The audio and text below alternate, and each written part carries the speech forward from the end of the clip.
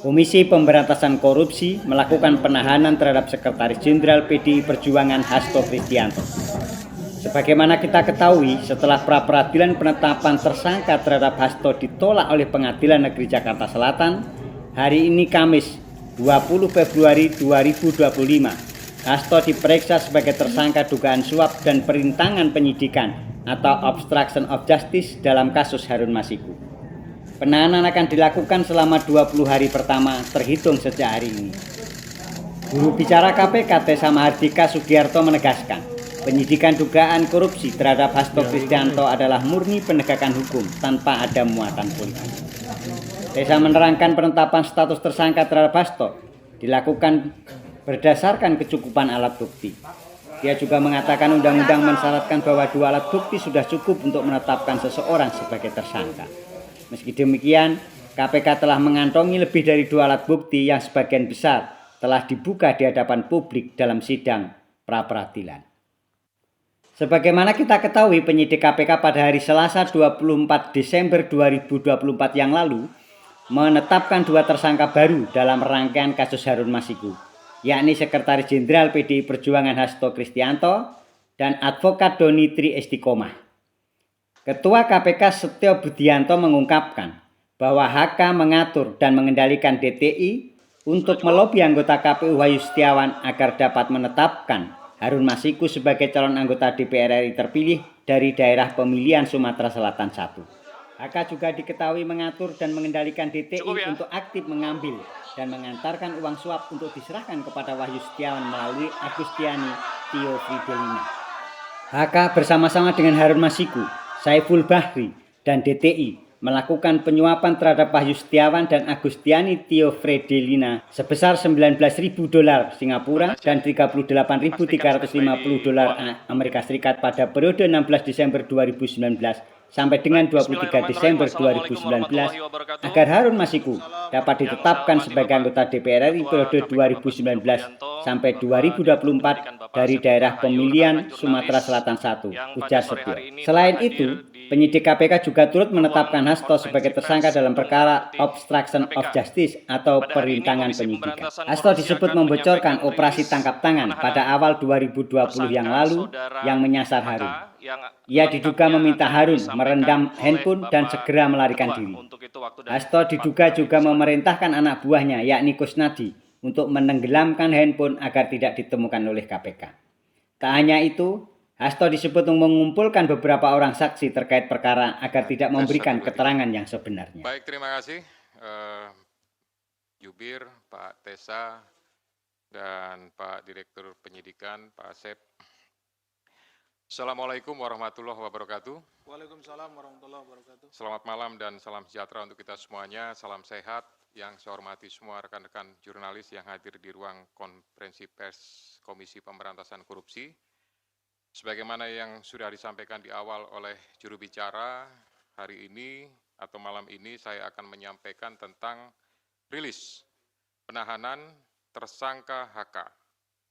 Jadi disampaikan sebelumnya bahwa pada tanggal 23 Desember 2024, KPK telah menetapkan Saudara HK sebagai tersangka berdasarkan surat perintah penyidikan nomor sprindik 152 dik.01/12/2024 tanggal 23 Desember 2024, yaitu dengan persangkaan dengan sengaja mencegah, merintangi atau menggagalkan secara langsung atau tidak langsung penyidikan perkara dugaan tindak pidana korupsi terkait penetapan anggota DPR RI terpilih 2019-2024 yang dilakukan oleh tersangka Harun Masiku bersama-sama dengan Saiful Bahri berupa pemberian sesuatu hadiah atau janji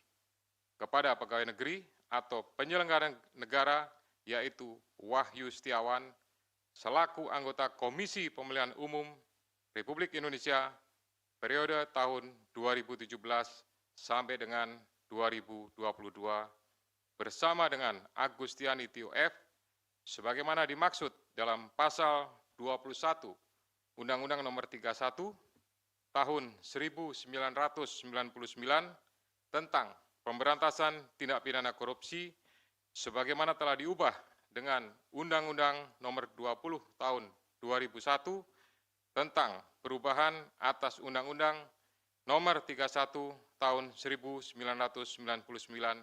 tentang pemberantasan tindak pidana korupsi junto pasal 55 ayat ke-1 UKUHP. Dengan uraian perbuatan melawan hukum sebagai berikut. 1. Bahwa pada tanggal 8 Januari 2020, pada saat proses tangkap tangan KPK kepada para pihak, Saudara HK memerintahkan Nur Hasan, yaitu penjaga rumah aspirasi di Jalan Sultan Syahrir nomor 12A, yang biasa digunakan sebagai kantor oleh Saudara HK, untuk menelpon Harun Masiku supaya merendam HP dalam air dan segera melarikan diri. Atas perbuatan tersebut menyebabkan Harun Masiku tidak dapat ditangkap dan melarikan diri sampai dengan saat ini. Yang kedua, bahwa pada tanggal 6 Juni 2024, sebelum Saudara HK diperiksa sebagai saksi oleh KPK, Saudara HK memerintahkan Kusnadi untuk menenggelamkan HP yang dalam penguasaan Saudara Kusnadi agar tidak ditemukan oleh KPK, di mana terdapat substansi yang berkaitan dengan pelarian tersangka Harun Masiku yang perkaranya saat ini sedang ditangani KPK. Yang ketiga, selain itu Saudara HK mengumpulkan beberapa orang terkait dengan perkara Harun Masiku dan mengarahkan agar orang-orang tersebut pada saat nanti dipanggil oleh KPK tidak memberikan keterangan yang sebenarnya, di mana diduga tindakan tersebut bertujuan untuk merintangi serta mempersulit proses penyidikan perkara suap yang sedang berjalan. Bahwa sampai dengan saat ini penyidik telah melakukan permintaan keterangan sebanyak 53 orang saksi, 6 orang ahli, dan juga telah dilakukan kegiatan upaya paksa berupa penggeledahan di beberapa lokasi dan penyitaan dokumen, barang bukti elektronik, dan barang-barang lainnya.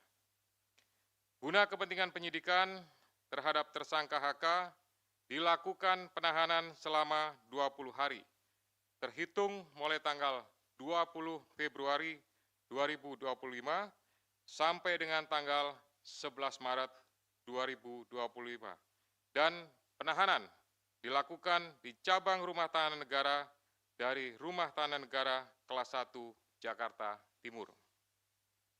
Terhadap perkara suap, yaitu bersama-sama dengan Harun Masiku dan kawan-kawan memberi sesuatu hadiah atau janji kepada Wahyu Setiawan selaku anggota Komisi Pemilihan Umum tahun 2017-2022 bersama-sama dengan Agustiani Tio F terkait penetapan anggota DPR RI terpilih 2019-2024 tetap dilakukan penyidik KPK pemberkasannya secara simultan.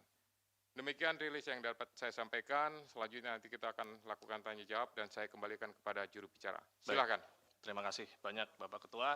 Untuk itu kami persilahkan teman-teman jurnalis untuk bertanya seputar proses yang tadi sudah dijelaskan oleh Pak Ketua.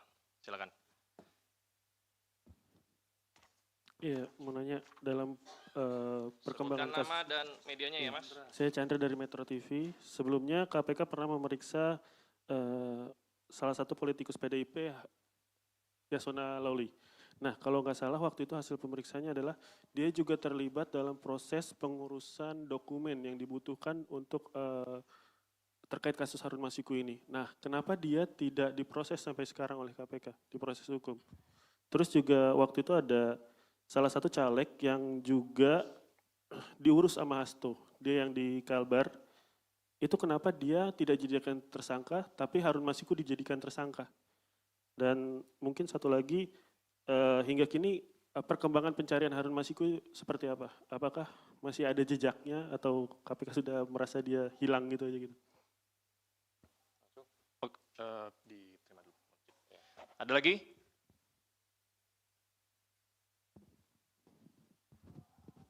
Selamat sore Pak Ketua, Pak Setio, Pak Asep, dan Pak Tesa. Saya Rian Pak, malam ya, dari CNN. Mau bertanya Pak, ini kan kalau untuk materi kayaknya udah kebuka semua oleh Biro Hukum di Praper kemarin Pak ya. Mau bertanya aja, soalnya kan kasus dari 2020 dan perintangan penyidikan dari lama. Apakah ada pihak lain, maksudnya penyidik akan mengusut pihak lain dalam proses-proses itu Pak. Yang kedua, nama lain seperti yang sudah digadah, Jan Faris segala macam, apakah nanti akan diperiksa di perkara ini apa di HM Pak? Nah yang ketiga soal HM sendiri Pak, mungkin informasi Pak, karena itu kan tugas atau PR besar dari kalian. Terima kasih. Harun Masiku. Baik, selamat sore Pak Ketua, Mas Esa, Pak Asep, saya Rahmat dari Merdeka.com. Terkait dengan, sebagaimana ketahui beberapa hari lalu juga, memang Pak HK ini kan mengajukan praper lagi ya ke Pengadilan Selatan. Nah selanjutnya dengan sudah ditahannya Pak HK ini, apakah nanti untuk proses prapernya bakalan tetap berlanjut atau nanti pada akhirnya menunggu keputusan dari pihak PN Selatan? Terima kasih.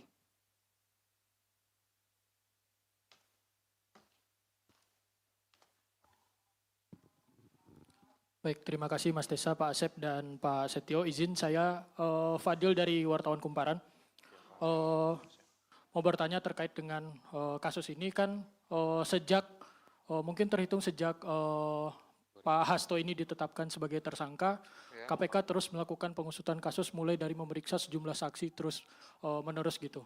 Dan bahkan sampai juga memeriksa seperti Yasona Lawli dan pejabat Dirjen Imigrasi, dan saksi-saksi yang mungkin pernah jadi terpidana juga di kasus Harun Masiku.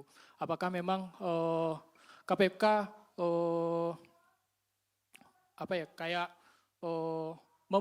mempercepat kasus ini dan memang menargetkan bakal selesai secepat mungkin gitu. Karena kan kasus ini sudah sejak tahun 2020 gitu. Apakah memang KPK bakal ini menunjukkan KPK mempercepat kasusnya? Terima kasih Pak. Cukup ya? Sudah terwakili ya semuanya ya? Pertanyaannya? Oke, kami persilakan. Ya, nanti kalau ada lagi silakan. Siap. Baik, terima kasih. Nanti akan dilengkapi oleh Direktur Penyidikan, oleh Pak Asep Guntur. Saya hanya memberikan beberapa poin penting saja. Yang pertama terkait pemeriksaan terhadap salah satu petinggi di lingkungan partai terhadap kepentingannya. Nah, ini tentu berkaitan dengan yang pertama adalah terhadap surat yang sudah dikirimkan saat itu. Ya, tentu penyidik memiliki kebutuhan untuk bisa memperjelas ya surat tersebut ditujukan untuk apa, maksudnya untuk apa, sehingga dari situ bisa menjadi sebuah rangkaian dan untuk memperjelas tentang kasus posisi yang ditangani. Kemudian yang kedua juga bahwa ini untuk memastikan ya terkait saat itu Harun Masiku pada saat masuk ke Indonesia di Bandara Soekarno-Hatta dipastikan apakah perbuatan yang diduga suap itu pada saat itu bahwa yang bersangkutan memang posisinya sudah ada di Indonesia, lebih tepatnya sudah di Jakarta atau memang belum masuk. Sehingga bukan hanya terhadap yang bersangkutan saja, termasuk juga kepada Dirjen Imigrasi mantan yang sudah pernah dipanggil dan diperiksa oleh penyidik. Kemudian nanti Pak Asep lengkapi ya. Kemudian masalah caleg, ya ini pastinya apakah ada keterlibatan. Kalau tidak ada keterlibatan, ya pasti tidak akan ditetapkan sebagai tersangka. Kemudian terhadap pencarian Harun Masiku sampai saat ini, ya penyidik masih berusaha secara maksimal untuk memastikan keberadaannya dan tetap berusaha untuk bisa melakukan penangkapan. Kami semuanya tentu dari KPK memohon restu, memohon dukungan dari seluruh masyarakat untuk bisa memberikan informasi manakala masyarakat mengetahui keberadaan yang bersangkutan. Kemudian terhadap beberapa nama ya untuk pengusutannya pasti ini juga kembali kepada kebutuhan penyidik. Manakala memang itu sesuai dengan apa yang dipersangkakan, pasti akan dilakukan pemanggilan, ya bahkan tidak menutup kemungkinan akan adanya proses lebih lanjut, ya. Kemudian berhubungan dengan masalah praper, ya. Praper ini adalah kewenangan dari pengadilan negeri, ya, untuk melakukan pemeriksaan terhadap beberapa hal yang berhubungan dengan proses penegakan hukum. Nah, ini tentu apakah berlanjut dan lain-lain, yaitu keputusan dari sana. Tapi pastinya dengan adanya gugatan tersebut, kami dari KPK memerintahkan khususnya kepada Biro Hukum untuk mempersiapkan tim, ya, dan mempersiapkan materi jawaban sebagaimana yang sudah dilakukan pada praper sebelumnya. Untuk pemberkasan, kita akan usahakan semaksimal mungkin, ya. Manakala memang bisa diselesaikan dengan cepat, kita akan berusaha kita selesaikan dengan cepat, ya. Tetapi prinsipnya adalah pemenuhan alat bukti berdasarkan keterangan saksi, kemudian keterangan juga tersangka, dan barang bukti lainnya, pastinya ini akan mendukung untuk proses pemberkasannya sampai kemudian nanti diserahkan atau dilimpahkan tahap 1 kepada pihak penuntut umum. Silakan Pak Asep untuk menambahkan. Bismillahirrahmanirrahim. Assalamualaikum warahmatullahi wabarakatuh. Selamat sore dan salam sejahtera bagi kita sekalian. Yang terhormat Bapak Ketua, Pak Jubir dan rekan-rekan jurnalis yang berbahagia. Izin menambahkan apa yang telah disampaikan dan telah dijelaskan oleh Bapak Ketua. Hanya beberapa saja yang mungkin tadi yang caleg, ya, yang belum itu caleg yang di Kalimantan Barat, Saudara MAR, ya, itu memang perkaranya sama, ya. Jadi artinya dia dengan konstruksinya dengan HM ini sama, tetapi yang MAR ini berhasil, ya, berhasil artinya kemudian menjadi anggota legislatif. Mengapa kita yang bersangkutan dipanggil? Pada saat itu kita ingin melihat konstruksinya dari perkara yang sama seperti ini, bahwa memang tidak hanya HM saja gitu yang demikian, tetapi ada orang-orang lain atau ada person-person lain yang juga sama seperti itu, ada pergantian untuk anggota menjadi anggota DPR RI. Nah, tadi ditanyakan oleh Mas Chandra, ini apakah akan diperiksa? Ini menjadi berbeda perkaranya sebetulnya. Yang sedang kita tangani saat ini adalah terkait dengan suapnya Saudara HM gitu. Ya, ini perkaranya berbeda, tetapi kenapa dipanggil waktu itu Saudara MAR ini adalah untuk melihat konstruksinya, ya. Bisa dipahami, ya. Oke. Kemudian dari Mas Rian, ini ada beberapa nama lain yang disebutkan seperti YF dan lain-lain. Tentu itu nanti pada waktunya akan kita minta keterangan.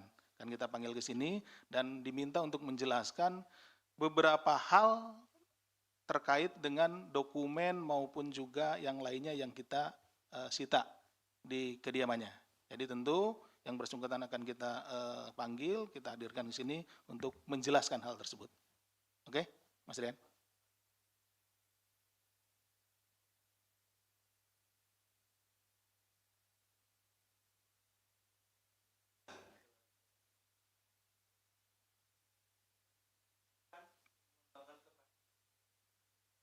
Begini, kalau penanganan perkara tentu yang saat ini sedang kita tangani ini perkaranya yang Harun Masiku.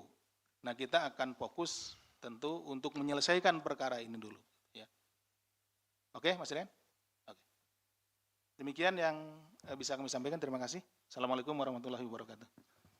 Kami buka kesempatan lagi pertanyaan untuk perkara ini. Silakan. Saya Ridwan dari Jawa Pos, Pak. Ingin bertanya, Pak, pengacaranya tadi bilang bahwa pemeriksaan hari ini tidak masuk ke substansi, Pak. Dan pada awal datang tadi Pak Hasto bilang bahwa kasus ini lagi-lagi dia menyebut bahwa dipolitisasi, Pak. Ini bagaimana, Pak? Lanjut. Selamat malam Pak, saya Fedriska dari Kompas TV. Saya ingin bertanya terkait dengan penahanan Hasto pada hari ini. Sebetulnya apa yang menjadi urgensi dari penyidik untuk melakukan penahanan? Karena kan kalau kita tahu ditetapkan Hasto sebagai tersangka sejak tanggal 24 Desember lalu namun tidak dilakukan penahanan. Apakah proses pra-peradilan kemudian menjadi salah satu pertimbangan dari penyidik pada saat itu? Nah untuk kali ini kemudian apa alasan sebetulnya Hasto untuk ditahan? Apakah ada kekhawatiran dari penyidik kemudian untuk menghilangkan barang bukti atau melakukan upaya-upaya yang lain? Terima kasih Pak. Selamat sore Pak Asep, Pak Ketua, Mas Desa. Pak, satu pertanyaan aja Pak. Ini kan HM udah lari, udah buron sekitar 4 tahun lebih ya Pak. Artinya kan dia ada penyandang dananya. Apakah KPK sudah menemukan jejak kalau atau indikasi bahwa Hasto ini, HK ini sebagai penyandang dananya Harun Masiku selama pelarian Pak? Terima kasih. Lagi?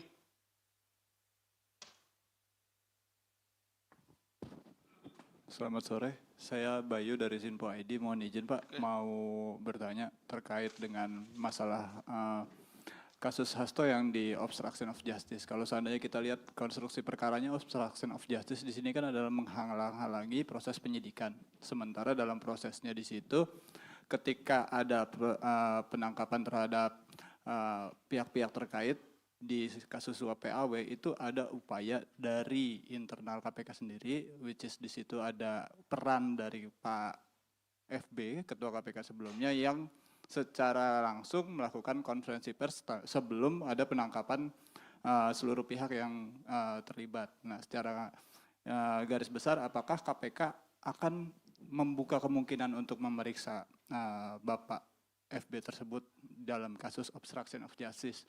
Itu yang pertama. Yang kedua, terkait masalah suap PAW, apakah ada pesanan tersendiri buat saudara HK untuk kemudian memajukan nama HM untuk masuk ke anggota DPR? Apakah ada pesanan dari pihak yang lebih tinggi dari HK gitu di dalam partainya? Apakah itu instruksi ketua umum atau bagaimana? Mungkin bisa dijawab sejauh ini Pak. Cukup ya? Ada lagi ya? Oke, silakan. Ya, baik, terima kasih. Jadi, tadi sampaikan bahwa pertanyaan hari ini tidak masuk pada substansi, gitu ya. Yang bersangkutan ini kan sudah dilakukan pemanggilan dan pemeriksaan beberapa kali, gitu. Nah, oleh karena itu ini sebenarnya bagian daripada melengkapi, kemudian nanti masih ada kesempatan yang bisa dilakukan oleh penyidik untuk melakukan pendalaman lagi, untuk melakukan pemeriksaan lagi pada saat yang bersangkutan statusnya sudah dalam tahanan. Gitu. Kemudian yang kedua, berkaitan dengan penyampaian politisasi, sampai dengan hari ini tidak ada politisasi, tidak ada hal-hal yang berhubungan dengan tersebut, ya, sehingga kami melaksanakan ini hanya berdasarkan kepentingan penegakan hukum. Kemudian jejak, ya, ini juga kami sampaikan bahwa jejaknya memang sampai dengan hari ini belum diketahui, namun tidak mengendurkan upaya dari seluruh penyidik dan pastinya dari seluruh pegawai KPK untuk berusaha mengetahui dan mendapatkan. Ini merupakan sebuah target bagi kami untuk bisa mengetahui, mendapatkan, dan upaya terakhir pastinya nanti akan dilakukan proses penangkapan. Gitu. Kemudian yang berkaitan dengan masalah proses pra-peradilan, apakah jadi pertimbangan dan lain-lain, tidak. Gitu. Kami semuanya, khususnya pimpinan, menyerahkan untuk waktu pemeriksaan, penahanan sepenuhnya kepada penyidik, ya, sehingga penyidik betul-betul memiliki kecukupan terhadap alat bukti atau barang buktinya, maka di saat waktu yang tepat, hari inilah maka dilakukan proses penahanan. Kemudian alasan penahanan itu merupakan alasan subjektif yang dimiliki oleh penyidik, dipertimbangkan pastinya kekhawatiran untuk melarikan diri, menghilangkan barang bukti, ya, dan pastinya kami untuk mempermudah proses penyidikan lebih lanjut, pemeriksaan-pemeriksaan, ya, juga termasuk juga nanti akan mendetailkan terhadap alat bukti, dokumen, dan lain-lain yang segera dilakukan oleh penyidik. Kemudian halangan terhadap proses penyidikan ini, ya, untuk sampai dengan saat ini, penyidik